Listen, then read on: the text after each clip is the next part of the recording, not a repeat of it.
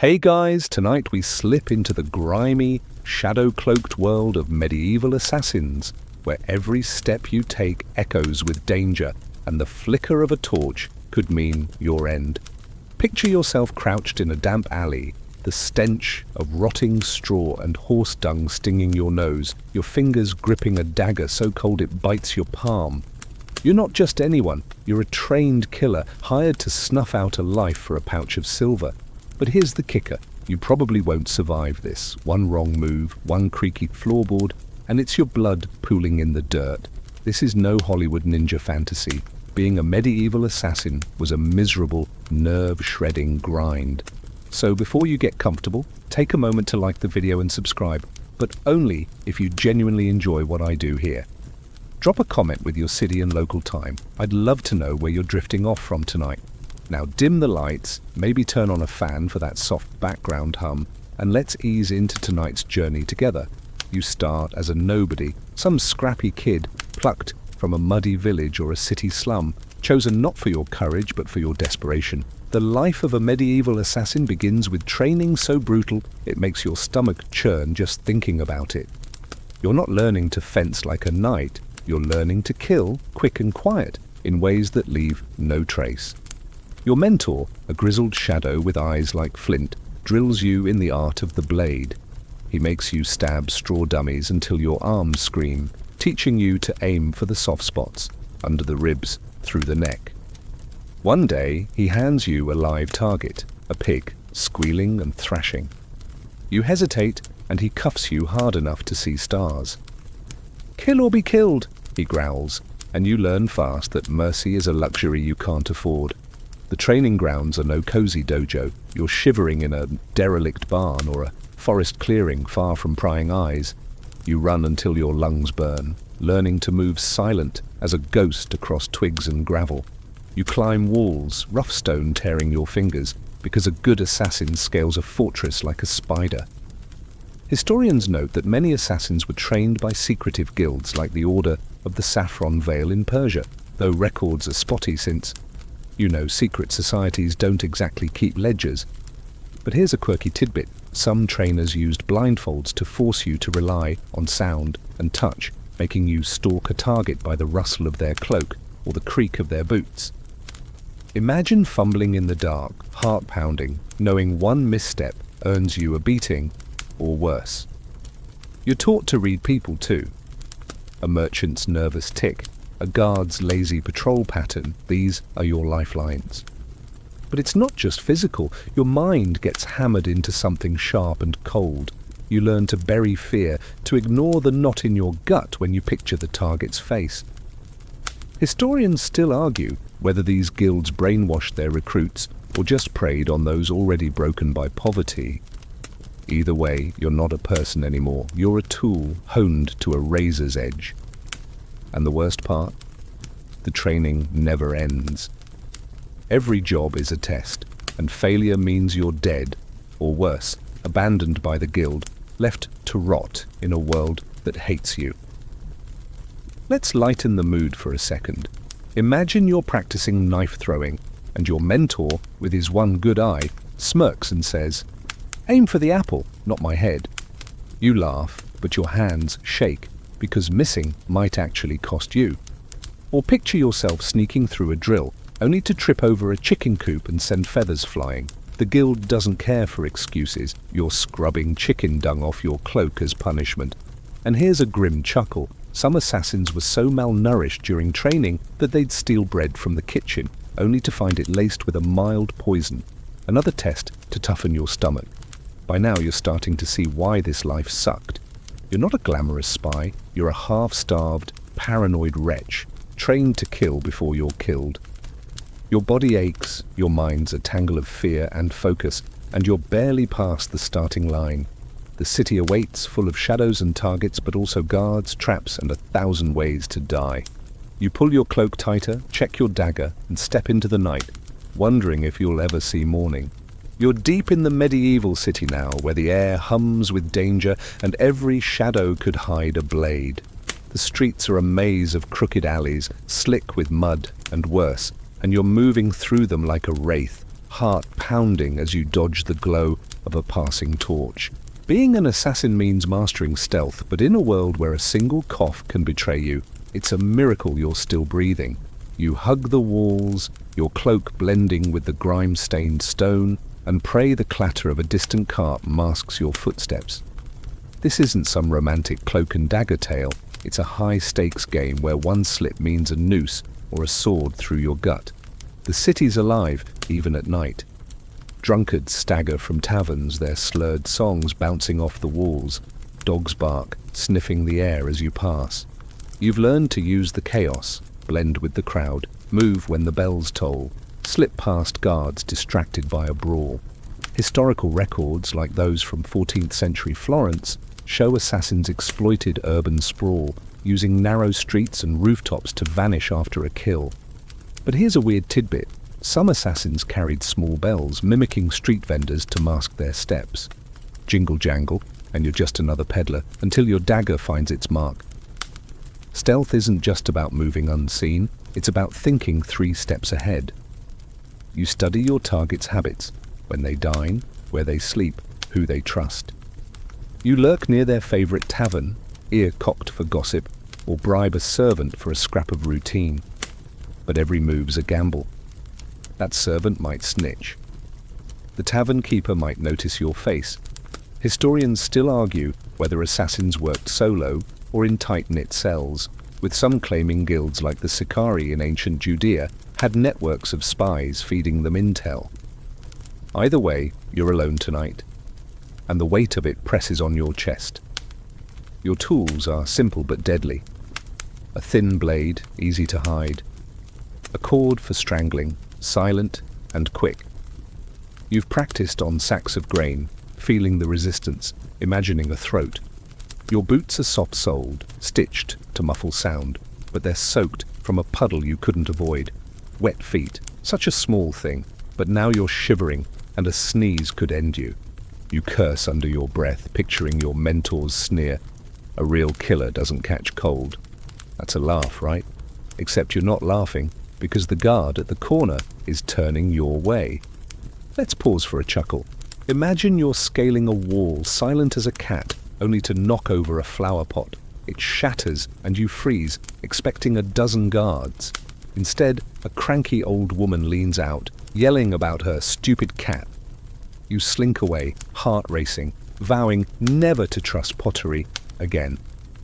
Or picture yourself hiding in a hay cart, only to realize it's headed for the stables. Now, you're sneezing through straw, praying the horses don't give you away. And here's a grim one. Some assassins, caught mid-job, would fake a drunken stumble to escape, slurring nonsense until the guards lost interest. Humiliating, but it beats a dungeon. The city's sounds fade as you near your target's home, a merchant's house, its shutters tight. You've memorized the layout, thanks to a stolen sketch. The back door's unguarded, but the lock's rusty. You kneel, fumbling with a pick, every scrape sounding like a thunderclap. Your breath catches as a dog howls nearby. Stealth means patience, but your nerves scream to run. You force calm, remembering your training, move like water, steady and sure. The lock clicks, you're in. The house smells of wax and herbs, and somewhere upstairs, your target sleeps.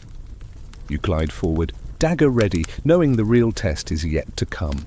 You're inside the merchant's house now, the air thick with the scent of polished wood and lavender, but your pulse hammers like a war drum. Your job tonight isn't just to stab and run, it's to craft death with precision using poison, a medieval assassin's trickiest tool. You clutch a small vial, its contents gleaming faintly in the moonlight that sneaks through a cracked shutter. One drop could stop a heart, but one mistake, and you're the one twitching on the floor. Poison's a gamble, and you're no alchemist, just a killer with a shaky hand and a deadline. You creep toward the kitchen, where the target's wine waits. The plan's simple. Taint the goblet, slip out, let nature do the rest. But medieval poisons weren't exactly pharmacy grade. You're working with stuff like belladonna or arsenic, brewed in some back-alley apothecary's cauldron. Historical accounts, like those from 15th century Venice, describe assassins using aqua tofana, a colorless, tasteless killer that could take hours or days to work, perfect for a clean getaway if you don't botch the dose. Here's the quirky bit. Some poisons were mixed with honey to mask the taste, so you're basically spiking the wine with a deadly dessert topping. Imagine the irony, your target sipping their doom, thinking it's just a sweet vintage. Mixing the poison is its own nightmare. You hunker in the shadows of the pantry, the vials slick with your sweat. Too much, and the victim might vomit it up, alerting everyone. Too little, and they're just groggy, ready to scream for guards. You've practiced this, but not enough. Your mentor's voice echoes, measure twice, die never. You sprinkle a pinch, stir it with a splinter from the floor, and pray.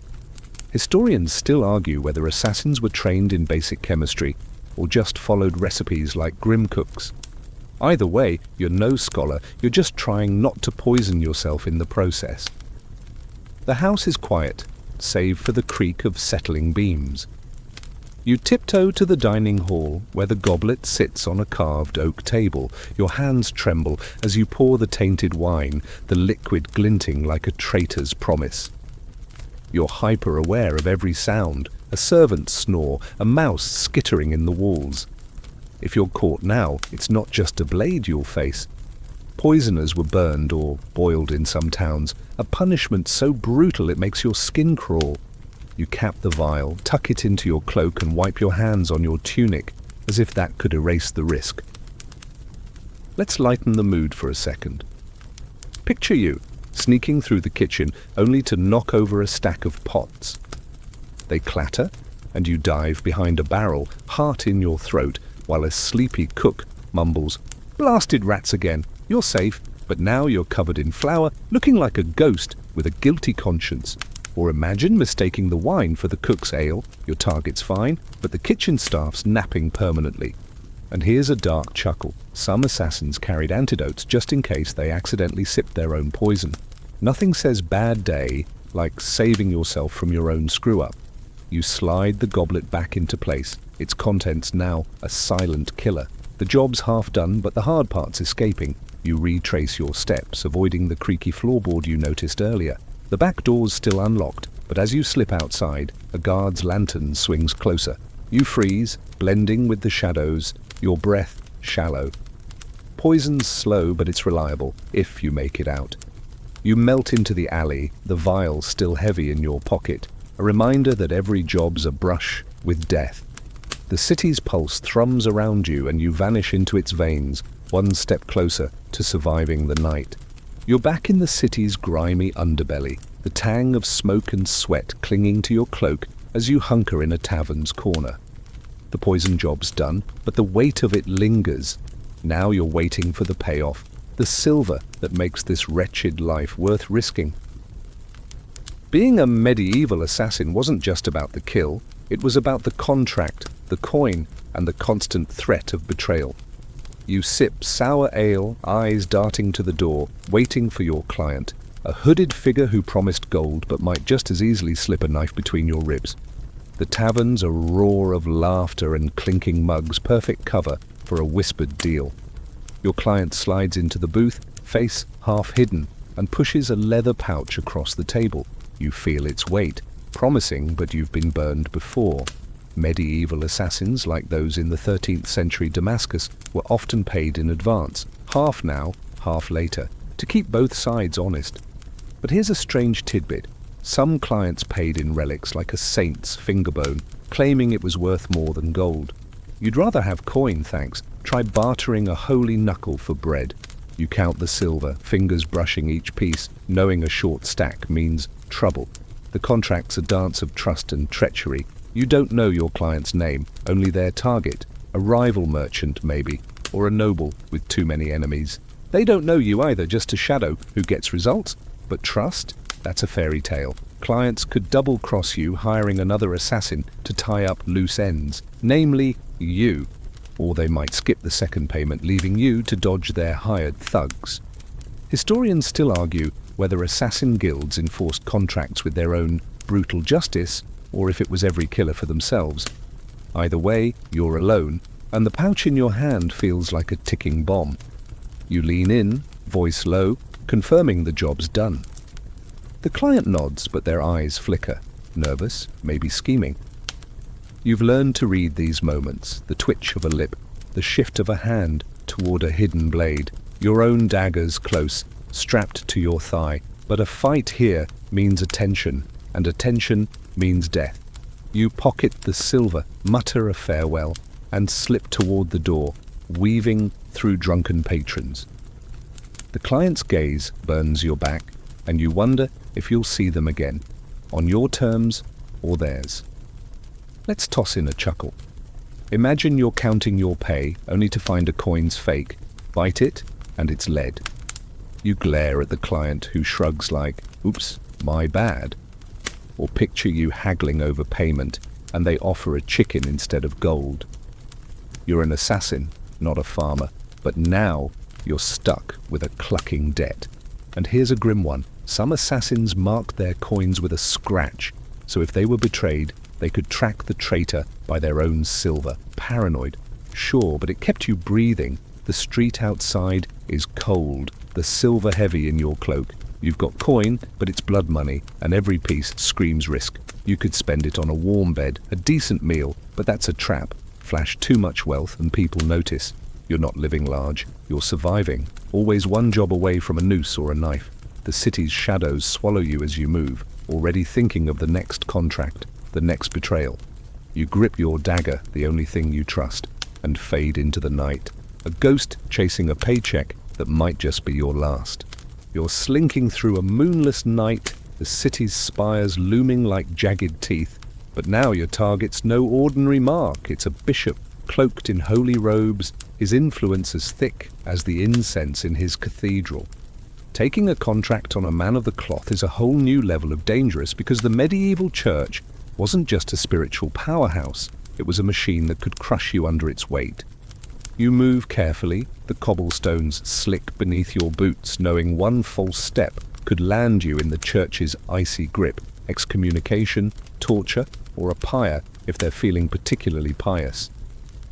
The church was no fan of assassins, to put it mildly. You're not just a killer, you're a heretic, a walking sin in their eyes. Historical records, like those from the 12th century papal states, show the church hunted assassins with zeal, offering bounties or indulgences for their capture. If you're caught, you're not just facing a quick death. Think iron cages or public flaying, to make an example. But here's a quirky twist. Some assassins posed as monks to get close to their targets, shaving their heads and muttering Latin to blend in. You've got a borrowed habit tucked under your cloak, its coarse wool itching your skin, but it's your ticket past the cathedral guards. You approach the cathedral's side gate, where torchlight flickers on stone gargoyles leering down at you. The plan's to slip in during Vespers, when the bishop's praying with his flock. You've studied his routine. He lingers after the service, alone, counting tithes like a miser. Your dagger's ready, but killing in a holy place feels like spitting in fate's eye. The church's reach is long. Even if you succeed, you're marked. Historians still argue whether assassins targeting clergy were driven by personal grudges or hired by rival factions within the church itself. Either way, you're caught in a web where faith and treachery tangle.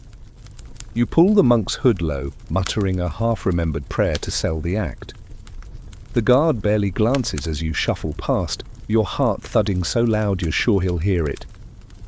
Inside, the cathedral's a cavern of shadows and candlelight, the air heavy with wax and guilt. You spot the bishop, his robes glinting with gold thread, kneeling at the altar. Your fingers brush the dagger hidden in your sleeve, but doubt creeps in. What if the guards are watching? What if the bishop's not alone?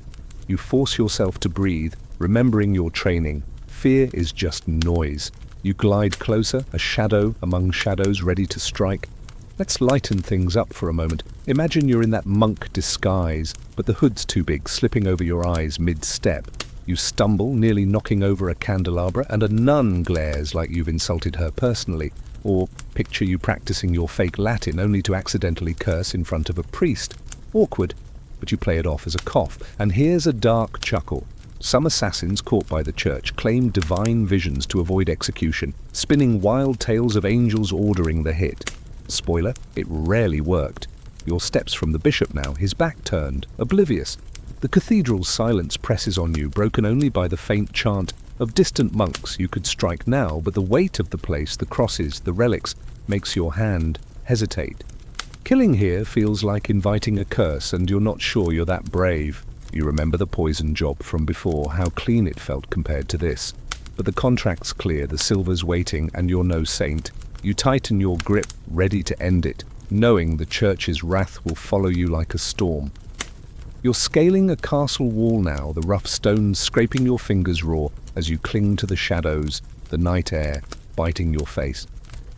This isn't some merchant's cozy house, it's a fortress, built to keep people like you out, or trap you inside. Your targets are noble, tucked away behind layers of guards, locked doors, and paranoia thicker than the walls themselves.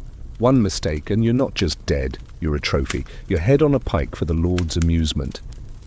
The rope looped over your shoulder creaks as you climb, each pull a test of nerve and muscle, with the ground below promising a messy end. Castles were medieval death traps for assassins. Historical accounts like those from 13th century England describe fortresses with murder holes and boiling pitch waiting for intruders. You've heard the stories.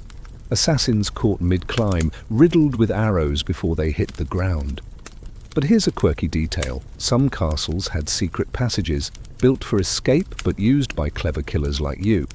You're banking on one tonight, a narrow tunnel behind a tapestry, whispered about by a bribed servant.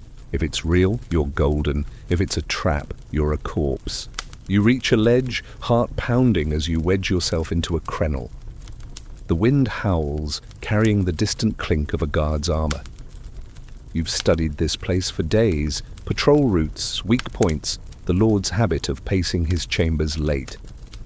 Your plans to slip in, slit his throat, and vanish before the alarm's raised. But castles aren't just walls, they're alive with eyes. Maids gossip, dogs sniff, and guards get bored enough to notice a shadow that doesn't belong.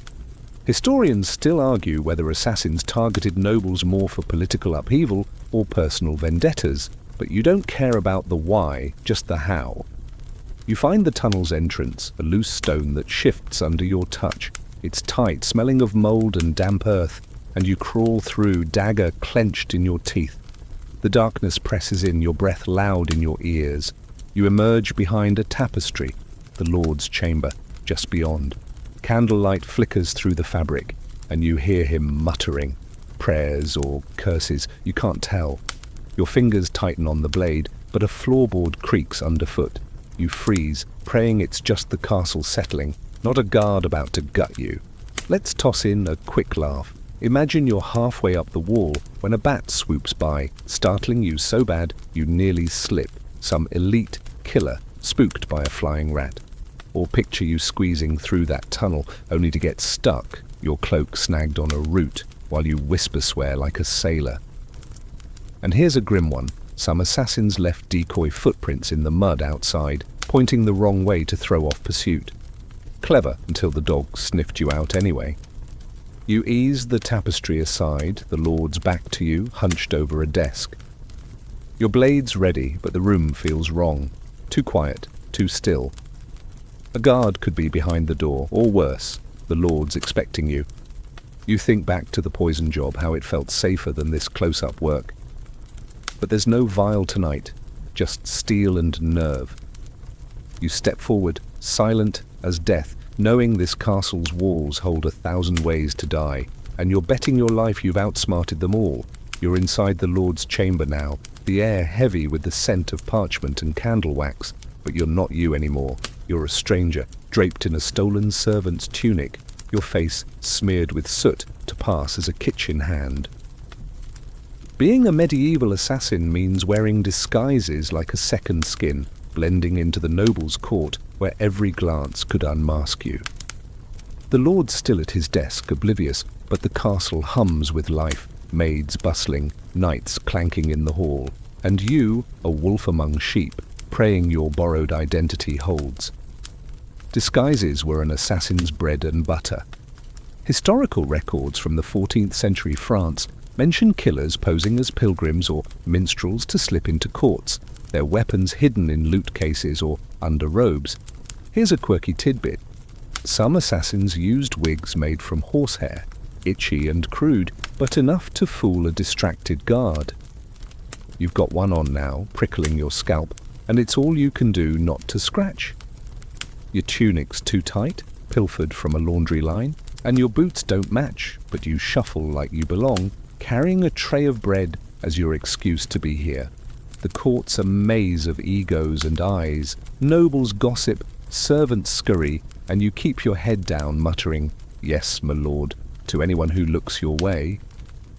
You've memorized the layout, thanks to that servant you bribed before the poison job, but blending in is harder than sneaking. You pass a night, his gaze lingering a second too long, and your stomach lurches. If he asks your name, you're done. Kitchen hand only goes so far. Historians still argue whether assassins relied on elaborate disguises or simple misdirection, like pretending to be drunk to avoid suspicion. You're betting on the tunic, but your dagger's strapped to your thigh just in case. You edge closer to the lord, now chatting with the advisor. You set the tray on a side table, lingering to adjust it, ears straining for their words. Something about taxes, boring but useful. Your plans to wait for him to retire, then strike in his bedchamber, but a servant girl brushes past, her eyes narrowing. "Never seen you before," she mutters, and your throat tightens. You mumble about being new, but she's not buying it. You need to move fast before she calls a guard. You slip toward a corridor, tray abandoned, your disguise already fraying. Let's lighten the mood. Picture you adjusting that horsehair wig, only for it to slip, leaving you looking like a lopsided bard.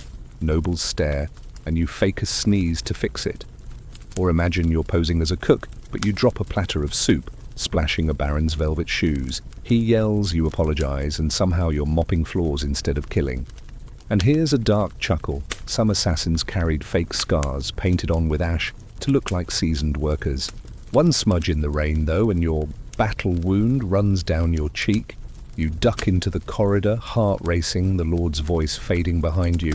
The disguise got you this far, but it's a fragile shield. You ditch the wig in a corner, trading it for a hood from your pack. The bedchamber's close, but so are the guards, their boots echoing like a countdown. You think back to the cathedral job, how the monk's robe felt safer than this flimsy servant act. But there's no turning back. Your blade's ready, and the Lord's time is running out. You move, a shadow in borrowed clothes, hoping the court's chaos hides you just long enough.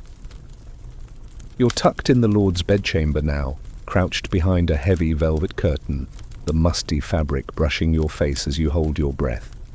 The castle's pulse, distant footsteps, muffled voices, fades, leaving only the Lord's soft snores from the canopied bed. You're moments from the kill, but something heavier than the dagger in your hand weighs on you, the assassin's code, an invisible chain of rules that keeps this brutal world from devouring itself. It's not written in any book, but it's carved into your bones, and breaking it could cost you more than your life. The code's simple, but ironclad. No innocence, only the target dies. No boasting. Loose lips sink you. And never, ever betray the guild that trained you, back when you were just a scrawny kid stabbing straw dummies. Historical accounts, like those of the 12th century Hashishin, suggest such codes bound assassins to loyalty, ensuring their masters could trust them with secrets. But here's a quirky twist. Some guilds marked their killers with tattoos, tiny symbols hidden under a fingernail or behind an ear, a silent oath you glimpse in a mirror and shudder at. Yours itches now, a reminder of the rules you're bound to or might break. You're wrestling with the code tonight. The Lord's your mark, fair game, but his young son sleeps in a cot nearby, stirring softly. The code says, leave the kid alone, but what if he wakes? What if he screams? You've seen what happens when jobs go messy. Think back to that poison job, how clean it felt compared to this. You could strike now, silent and quick, but doubt gnaws at you. Is the Lord worth the risk? The guild's rules are clear, but so's the silver waiting for you. Historians still argue whether assassins followed these codes out of honor or fear of retaliation, but you're not debating philosophy, you're just trying to survive. You ease from behind the curtain, dagger glinting in the moonlight. The Lord's throat is exposed, an easy target, but the boy shifts, murmuring in his sleep. Your hand freezes. The code's not just about rules, it's about who you are. Kill the kid, and you're no better than a butcher. Spare him, and you risk everything. You think of your mentor's growl. The code keeps us sharp, not soft. But sharp feels a lot like cold tonight. You step closer, blade steady, forcing the doubt down, knowing every second you hesitate is a second closer to disaster.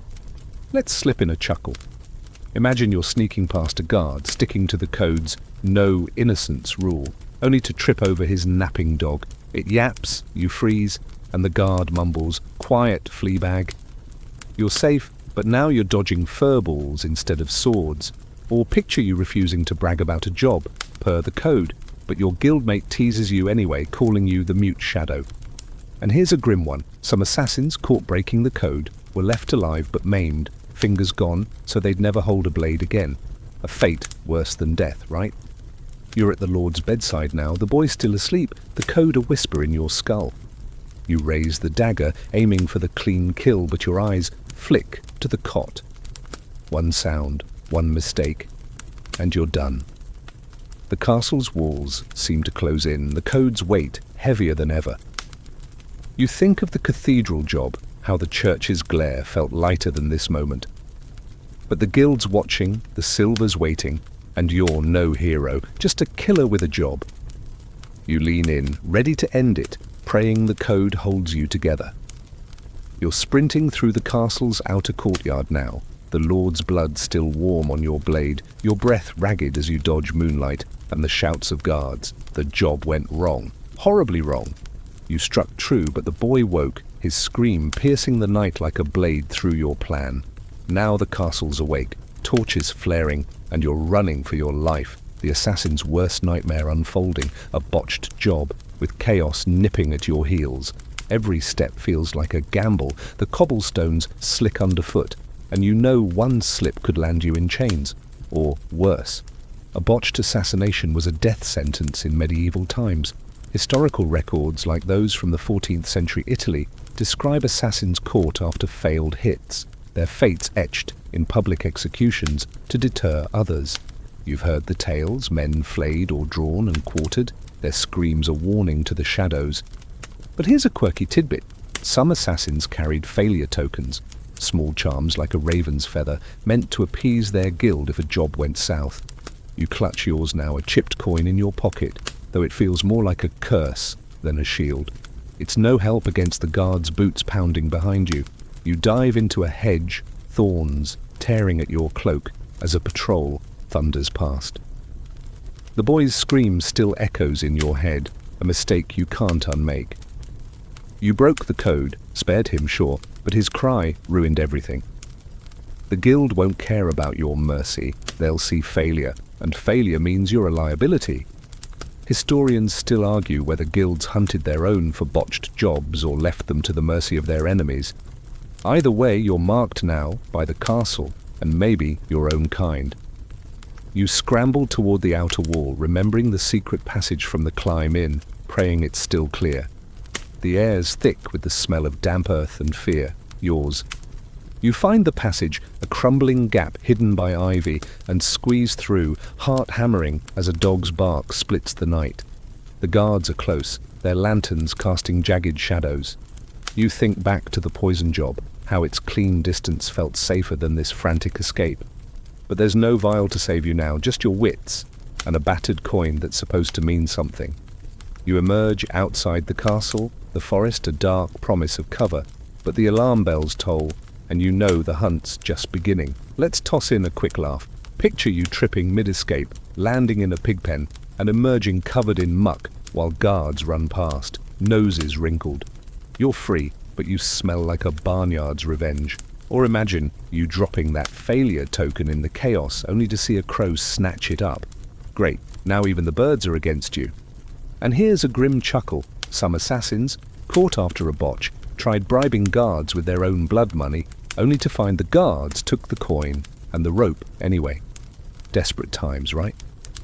You're in the forest now, branches clawing at you as you run, the castle's lights fading behind. The guild's coin burns in your pocket, a reminder of the price of failure. You're not just fleeing guards, you're fleeing your own shadow, knowing the next job might be your last chance to prove you're worth keeping alive. The city's out there, a maze of alleys and danger, but for now you're a ghost in the trees, praying the night hides your mistakes.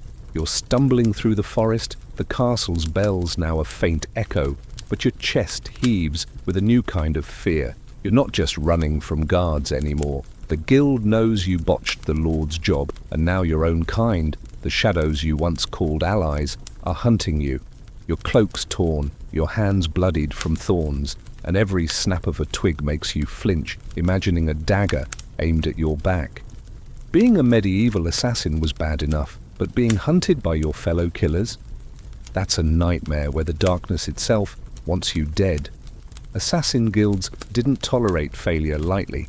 Historical accounts, like those of the 13th century Nizari Ismailis, suggest they enforced loyalty with brutal efficiency, eliminating anyone who became a risk. You've heard whispers of traitors found with their own guild tattoos carved out, a message to others. Here's a quirky detail. Some guilds used coded signals, like a specific knot in a rope left at a drop point, to mark a member for death. You passed a tree earlier with a rope dangling, and now you're wondering if that knot was for you. Your chipped coin, that failure token, from the last job, feels heavier, a beacon for the hunters. You crouch by a stream, the cold water stinging as you wash the blood from your hands. You're trying to think like them, where they'd look, how they'd track you. You've done this before, stalking targets through cities, but now you're the prey. The guild knows your tricks. The soft-soled boots, the way you move with the wind to mask your steps. Historians still argue whether assassin purges were ordered by guild leaders or sparked by rival killers settling scores. Either way, you're alone, and the forest feels like a trap. Every shadow a potential blade. You move again, keeping low, avoiding trails where your tracks might show. Your dagger's still strapped tight, but it's no match for a coordinated hunt. You remember the cathedral job, how the church's wrath felt distant compared to this personal betrayal. The guild trained you, fed you, gave you purpose. Now they want your blood. You spot a flicker of movement, a cloaked figure, too far to be sure, but your gut screams danger. You veer toward a ravine, hoping to lose them in the rocks, but your breath's loud, your legs burning. Survival means outsmarting your own shadow. Let's slip in a chuckle. Imagine you're hiding in a hollow tree, holding your breath, only for a squirrel to drop an acorn on your head. You nearly scream, thinking it's a dart, while the squirrel scampers off, unbothered. Or picture you dodging a hunter, only to slip into a bog, emerging like a swamp monster, terrifying, but mostly to yourself. And here's a grim one. Some assassins, knowing they were hunted, left fake bodies, straw dummies in their cloaks, to buy time. Desperate, but you're tempted to try it now. You reach the ravine, sliding down its rocky slope, stones clattering too loudly. The figure's gone, but you're not safe. The guild's reach is long, and they don't forget. You think of the poison job, how its clean distance kept you from this mess. But there's no vial now, just you, your blade, and a fading hope of outrunning the shadows. You hunker in the rocks, the night pressing close, knowing every moment you breathe is a moment you've stolen from your hunters. You're holed up in a crumbling shepherd's hut at the forest's edge, the wind whistling through gaps in the walls, your breath visible in the damp chill. The guild's hunters are still out there, but for now you're catching your breath, your mind drifting to the life you might have had if you'd never picked up a blade. Being a medieval assassin is a brutal grind, but the alternative, scratching out a living as a peasant, makes your current mess look almost cozy. You huddle by a smouldering fire, the smoke stinging your eyes, and wonder if trading one kind of misery for another would have been worth it. Peasant life in the Middle Ages was no pastoral dream. Historical records, like those from the 14th century England's manorial rolls, paint a picture of backbreaking labour, ploughing fields, harvesting grain, all for a lord who took most of what you grew. You'd be knee-deep in mud, your hands cracked from frost, praying the harvest didn't fail. Here's a quirky tidbit. Peasants sometimes used toadstones, fossilized fish teeth, as charms against bad luck, clutching them while they toiled. You finger your chipped coin, that failure token from the botched castle job, and realize it's not much different. Useless hope in a cruel world. As an assassin, you're hunted, but at least you eat. Peasants starved if the rains didn't come or if rats got the grain. You've seen them in villages, hollow-eyed, their kids scavenging for acorns. You'd have been one of them, tied to the land, no escape unless you fled to a city, and even then, you'd be a beggar or a thief not far from where you started. Historians still argue whether peasants envied outlaws like you or feared you, seeing your blade as just another threat. But you know the truth. Both lives suck, just in different flavors. You poke the fire, sparks dancing, and picture yourself as a peasant. Dawn to dusk you'd toil, your back bent, your lord's whip ready if you slacked. No silver pouches, no thrill of a clean kill, just endless dirt and debt. You think of the poison job, how its precision felt worlds away from a plough's drudge. But then you remember the guild's hunters, the rope with that knot, and realize freedom's a lie either way. Peasant or killer, you're chained. To land or to blood. You almost laugh, but it's too bitter. Let's toss in a chuckle. Imagine you, a peasant, tripping over a plough and face-planting in manure while the Lord's overseer barks, "Clumsy oaf!" You'd wipe your face, muttering curses only the cows hear. Or picture you bartering at market, trading your last egg for a loaf, only to drop it in a puddle, your whole day ruined by soggy bread. And here's a grim one. Some peasants, desperate, ate grass during famines, only to die anyway, their bellies full of green mush. Grim, but you're glad it's not your stomach. The fire's dying, and you need to move before the hunters find this hut. You stamp it out, the darkness swallowing you, and slip into the night. Peasant life's misery lingers in your mind, a ghost of what might have been. You grip your dagger, the only thing that's kept you from that fate, and head toward the city's distant glow. It's no sanctuary, but it's better than fields or forests crawling with your own kind. You're still a killer, not a sower, and you'll fight to stay that way, even if it buries you. You're weaving through a plague-ravaged city now, the air thick with the stench of decay and despair, your cloak pulled tight to hide your face from more than just the guild's hunters.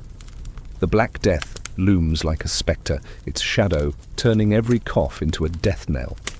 You're still an assassin, your dagger sharp and your contract urgent, but now you're dodging disease as much as guards.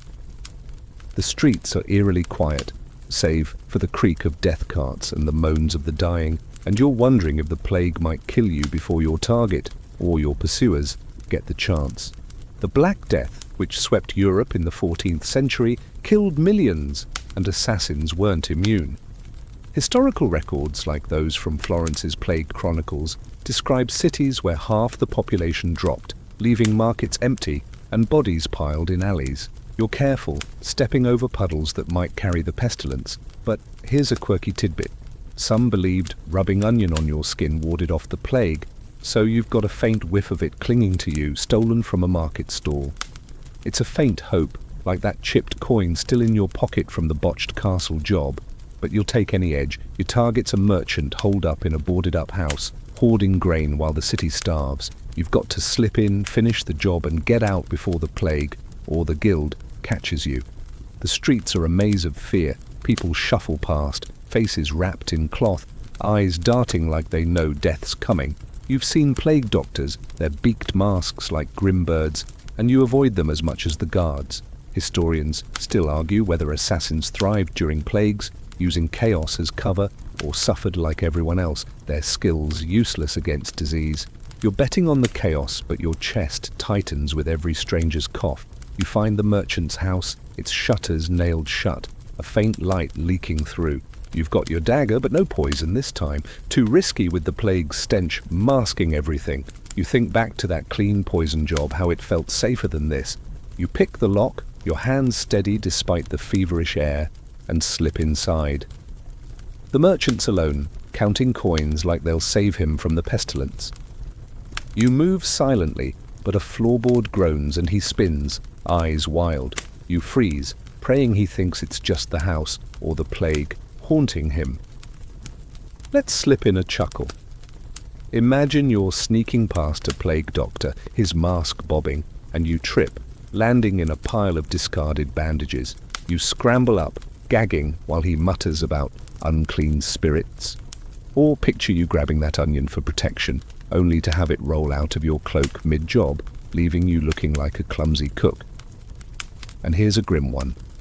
Some assassins, desperate for work during plagues, took jobs burying bodies, trading their blades for shovels.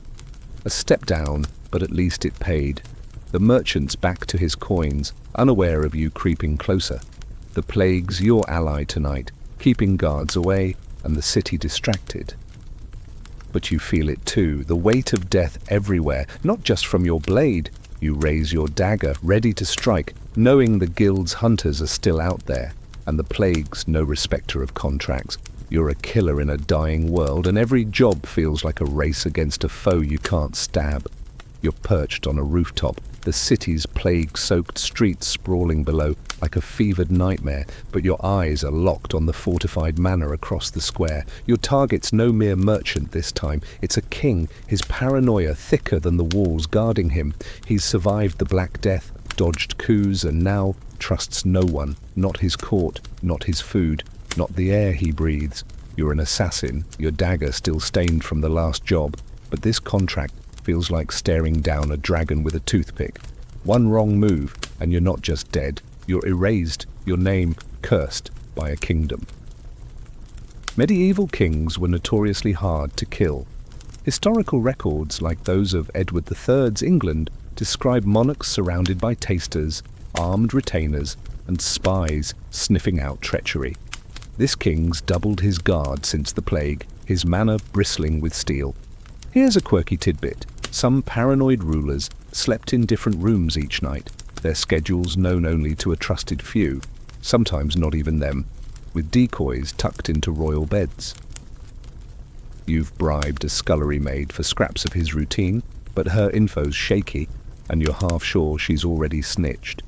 Your chipped coin, that old failure token, rattles in your pocket, a grim reminder of what happens if you botch this. You've watched the manor for days, cloaked in shadows, noting the guards' patterns, the king's rare balcony appearances. He's a ghost, slipping through his own home, but you've spotted a weakness, a servant's entrance, lightly patrolled at dawn. The plans to slip in find him in his private chapel, where he prays alone, if the maid's right, and strike. But paranoia's a shield. He might have traps, hidden guards, or even a double. Historians still argue whether assassins targeting kings were hired by rival nobles or driven by their own grudges, but you don't care who's paying, just that the silver's real and the job's doable. You descend the rooftop, landing soft in an alley reeking of rot. The city's quiet, the plague keeping most indoors, but the king's manor hums with vigilance. You pull your cloak tight, moving like a wraith toward the servant's gate. The lock's simple, but your hands shake. Think back to the cathedral job, how the church's weight felt lighter than this. A guard coughs nearby, and you flatten against the wall, heart hammering. The maid swore the king's alone at dawn, but paranoia whispers she's lying and you're walking into a noose. Let's toss in a chuckle. Imagine you're sneaking past a guard, only to step on a stray goose feather that squeaks underfoot. Yep, a feather, betraying you like a bad jester. You freeze, but the guard's snoring, dreaming of ale. Or picture you bribing that maid only for her to hand you a love note by mistake. Great, now you know her sweetheart's name, not the king's schedule. And here's a grim one. Some assassins, caught near a king, were tortured to name their employers, spilling secrets while their bones cracked. You'd rather die silent, but you're hoping it doesn't come to that. The gate clicks open, and you're inside, the manor's shadows swallowing you. The chapel's ahead, its faint candlelight a beacon or a trap. You grip your dagger, the king's paranoia a living thing you can almost taste. The guild's hunters are still out there, but right now, it's just you and a monarch who sees death in every shadow. You move forward, praying you're the shadow he misses. You're creeping through the king's manor, the chapel's candlelight flickering ahead, but the weight of your life as an assassin presses harder than the dagger in your hand. You're not just here to kill a king, you're staring down the end of your own brutal career. Every job, from that first poison trick to the botched castle hit, has led to this moment, where the line between killer and corpse feels razor thin. The manor's silence is oppressive, broken only by the distant clank of a guard's armor, and you know this job could be your last, whether you succeed or not. Assassins didn't grow old in the Middle Ages. Historical records, like those of the 13th century Sicilian Vespers, suggest most died young, caught, betrayed, or just worn out by the grind. A good run might last a decade, but every contract shaved years off your life. Here's a quirky tidbit. Some assassins left legacy marks, scratches on a tavern wall or a stone, tallying their kills as a grim boast to outlast them. You've got one yourself, hidden in an alley from your early days, but now it feels like a gravestone you carved too soon. Your chipped coin, that failure token from the castle fiasco, is a reminder.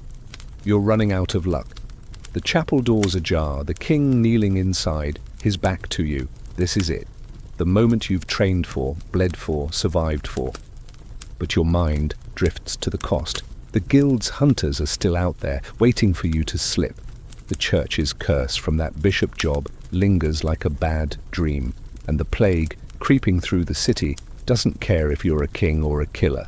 Historians still argue whether assassins quit by choice or were forced out, by injury, betrayal, or just a broken spirit. You're not sure which you're facing, but the weight of it all makes your blade feel heavy. You step closer, the king's prayers a soft murmur. Your training kicks in, silent steps, steady grip, aim for the neck. But doubt creeps, colder than the stone underfoot. What's after this? More jobs, more running, until you're caught or killed? You think of the peasant life you dodged, miserable but simple, no shadows hunting you, just fields and hunger. The king shifts, and you snap back, heart racing. One strike and you're done, maybe free, maybe dead. The code you wrestled with in the Lord's chamber feels distant now. Survival's all that matters. Let's slip in a chuckle. Imagine you, mid-job, sneezing from the chapel's dusty incense, and the king glances back, thinking it's a ghost. You freeze, looking holy as a saint, and he goes back to praying. Or picture you carving that legacy mark, only to slip and scrape your initials instead. Great, now the tavern knows your name. And here's a grim one. Some assassins nearing the end took suicidal jobs, hoping one big hit would let them retire. Spoiler. It usually just got them buried. You raise your dagger, the king's neck exposed, his crown glinting faintly. The manor's walls seem to watch, waiting for your choice. You think of the poison job, its clean distance, and the rooftop view before this, where the city felt almost peaceful. But peace isn't for you. You're an assassin, and this is your end game, glory or a grave. You lean in, blade steady, ready to write the final mark of your career, whatever it costs. You're slipping out of the city now, the king's blood behind you, the manor's chaos fading into the pre-dawn mist. The job's done, but there's no victory in it, just a hollow ache and the weight of a life you're ready to leave behind. You're retiring, or trying to, trading the assassin's blade for a chance at peace, a ghost fading into a world that never knew you. The forest path stretches ahead, damp leaves muffling your steps, and you're headed for a village so small it barely has a name. The guild's hunters might still be out there, but you're betting the shadows will forget you if you stay quiet enough. Retiring as a medieval assassin was rare and risky. Historical records, like those of the 14th century Italian condottieri, hint at a few who vanished into obscurity, posing as farmers or monks to escape their past. Here's a quirky tidbit. Some ex-assassins took up beekeeping, their hands, once stained with blood, now sticky with honey, a strange kind of redemption. You've got no bees in mind, just a sack of stolen silver and a plan to blend into the crowd, maybe as a tanner or a wanderer. Your chipped coin, that old failure token, is buried under a tree back there, a final goodbye to the guild's grip. The village comes into view, a cluster of thatched roofs and sleepy livestock. You've traded your cloak for a peasant's rough tunic, your dagger hidden but close. The life you're chasing isn't glamorous, no more silver pouches or heart-pounding escapes. You'll wake with the sun, haul water, barter for bread. It's the peasant misery you sneered at before, but now it feels like freedom. Historians still argue whether assassins ever truly retired or just ran until their luck ran dry. You're hoping for the former, but the weight of your blade says the latter's never far off.